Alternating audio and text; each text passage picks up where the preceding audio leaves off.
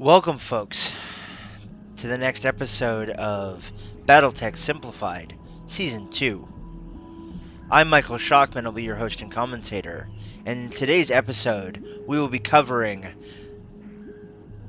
the Star League's golden boy of early years, the amazing brainchild of Hollis Industries, and one of the most powerful mechs of the early Battlemech era. Today we will be covering the Battlemaster.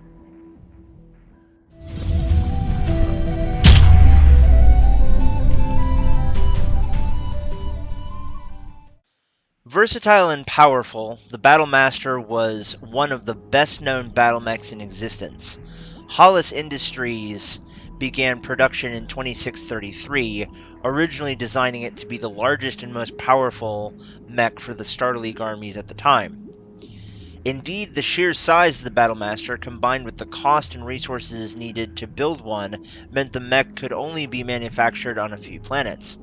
Still, those lucky enough to pilot a Battlemaster can attest to some of the stories surrounding the mech. With good reliability, firepower, and armoring, the Battlemaster is equally adept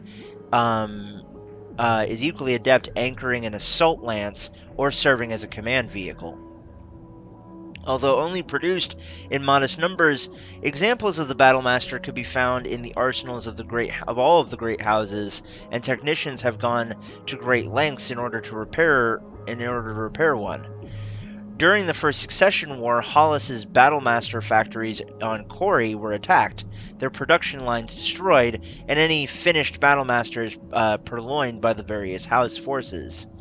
While production of the new Battlemasters was taken up by Earthworks Incorporated on Keystone, Trollshire Heavy Industries on Tweecross, and Red Devil Industries on Pandora, they could build only a handful of new mechs every year.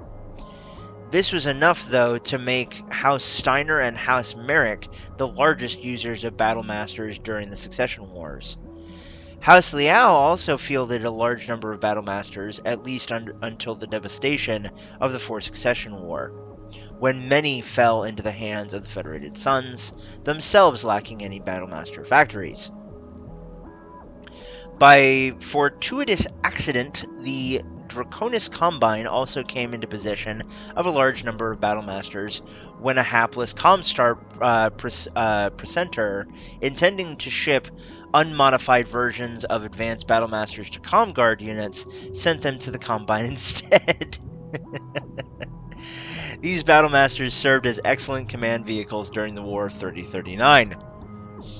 New models of the Battlemaster would be introduced in time to take part in the clan invasion, although the manufacture of new Battlemasters was disrupted when Tweecross fell to Clan Jade Falcon.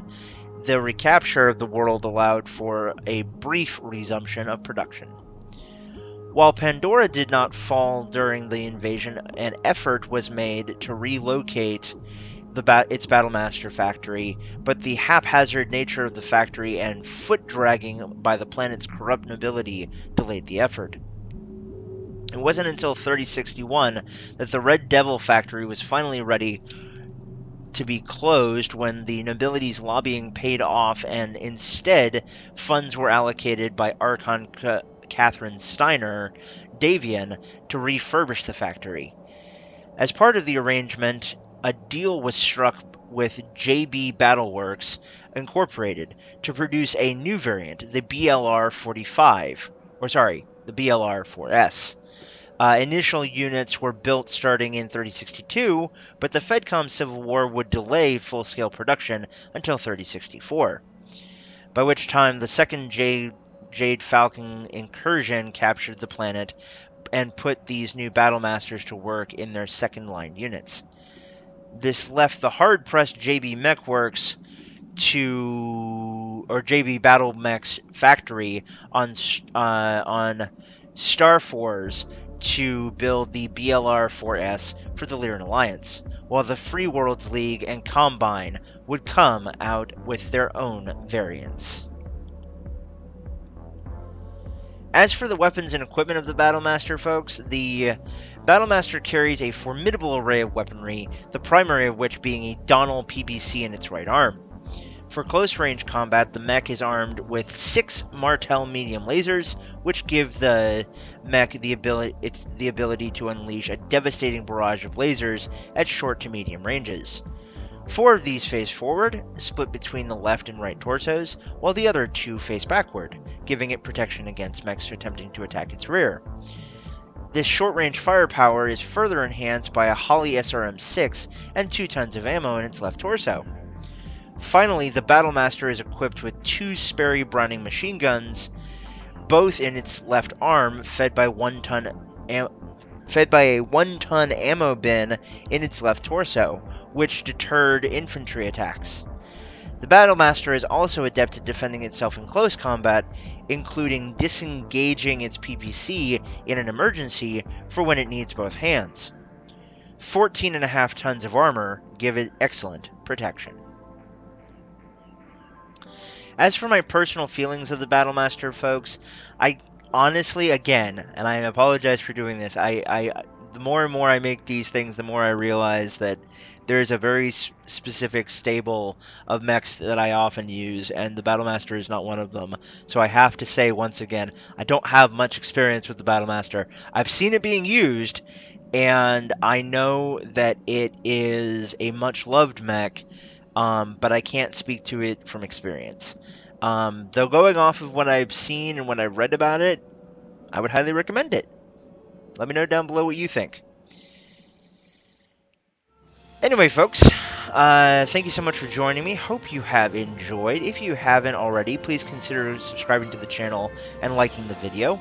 Also, be sure to ring the bell icon so you never miss out whenever our videos go live on YouTube. Last but not least, comment down below with what your feelings on the Battlemaster are. What do you think about it? What do you think of its cost? And how do you feel about it being used in mixed lances? Let me know down below. Anyway, guys, I'm Michael Shockman. I've been your host and commentator, and until next time when we cover the 90-ton weight class, stay tuned for that. Remember, as always, no guts, no galaxy. Later, everybody.